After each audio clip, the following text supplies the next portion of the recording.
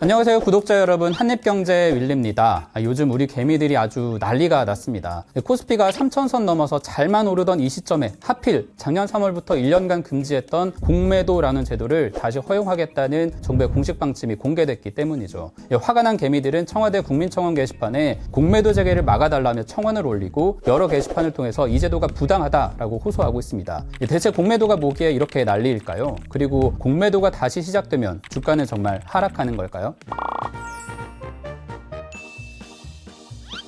일단 생각보다 간단한 개념이에요. 공매도, 한자로 빌 공짜를 붙여서 이렇게 씁니다. 해석하자면 없는 주식을 판다라는 뜻인데 이게 꼭 사기치는 말 같잖아요. 정확하게 말하자면 하락할 것을 예상해 미리 파는 전략이라고 해야 맞아요. 이 개념은 이런 겁니다. 상상해보세요. 만약 제가 운 좋게 비트코인을 모아서 한 10개씩 들고 있다고 하죠.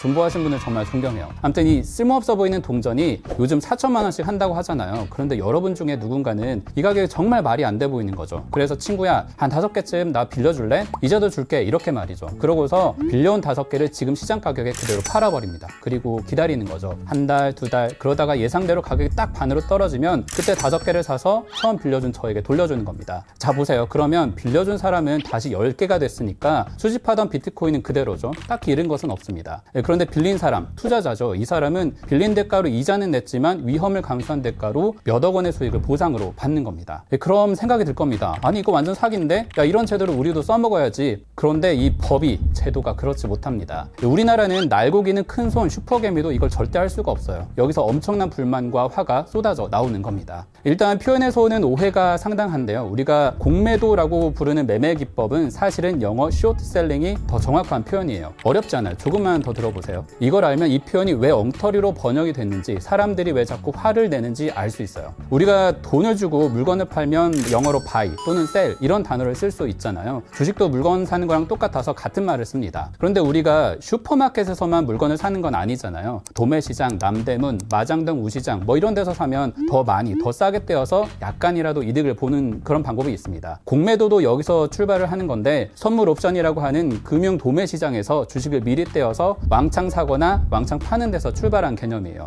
이 주식이 항상 오르거나 항상 내리는 것만은 아니잖아요. 심지어 삼성전자 같은 큰 주식도 말이죠. 그래서 이런 스트레인저, 똘끼가 있는 이방인이 나타납니다. 한국 주식이 왜 이래? 삼성전자가 10만 전자? 석 달 뒤에는 가격이 빠지겠는데? 난 팔아야겠어. 미리 잔고를 싹 비울 준비를 하는 겁니다. 이걸 숏이라고 해요. 더 오를 거라고 담고 기다리면 반대로 롱이라고 부르고요. 그래서 이 숏, 잔고를 비우려는 투자자들이 점점 많아지면 진짜로 잘 가던 주가도 떨어지겠죠. 꼭지점 찍고 딱 하락하게 되는 시점이 오면 쇼트셀링, 즉 공매도를 했던 투자자들만 이득을 보는 겁니다. 어떤 기업의 실적이 고꾸라지거나 고점에서도 사고 싶어하는 순진한 개인 투자자들의 등에 칼을 딱 꽂고 이득을 보는 행위이다 보니까 많은 사람들이 싫어하는 제도인 겁니다. 게다가 이런 투자는 평범한 개인들에게는 허용되지 않아요. 우리나라에는 1969년 2월에 처음 도입됐고 96년에 상장사 주식을 빌려서 파는 행위가 허용됐습니다. 뒤늦게 일부 개인들에게도 투자는 허용됐지만 절차가 정말 번거롭습니다. 그렇다 보니까 공매도의 99%는 대형 기관, 외국인들이 합니다. 공매도가 비판받는 또 다른 이유는 자격을 가진 일부 기관, 외국인들이 불법적인 거래를 했다라는 사실이 알려졌기 때문입니다. 정말 조사를 해봤더니 2018년에 골드만삭스가 불법으로 이 제도를 악용한 사실이 드러나서 처벌을 받았고요. 2012년, 2016년에도 미국의 정보를 악용한 사례가 또 적발이 됐었습니다. 물론 공매도는 주식시장을 유지하는 윤활유 역할을 하는 필요악에 가까운 제도이기는 해요. 가령 어떤 주식에 공매도, 이런 선물 거래가 없이 그냥 거래를 한다면 좋은 뉴스를 듣고 막 사려는 사람만 나타나거나 나쁜 뉴스에 팔려는 사람만 몰리겠죠. 그래서 주가가 어떤 때는 미친 듯이 오르고 그러다가 막 폭락해서 많은 투자자들이 재산에 피해를 볼 위험에 노출됩니다. 그런데 공매도하는 사람들은 생각이 달라요. 이 기업이 위험이 있는데 가격이 너무 비싸네 하고 오르는 폭을 줄이거나, 반대로 낮은 가격에 꼭 사도록 되어 있기 때문에 주가가 지나치게 빠지는 걸 막는 역할도 합니다. 그런데 걱정하는 것처럼 오는 3월 16일부터 공매도가 재개돼도 코스피 지수가 갑자기 빠지거나 기업들의 주가가 급격히 하락할 가능성은 적습니다. 이 공매도라는 게 네이버, 카카오, LG화학 이런 개별 종목마다 거래를 하는 방식이기 때문에 전체 지수에 영향을 주는 건 미미하거든요. 그리고 공매도는 수많은 투자 전략의 일종일 뿐이고 훨씬 규모가 큰 도매시장, 즉 선물 옵션에서 어느 정도의 위험은 미리 반영하고 있기 때문이기도 합니다.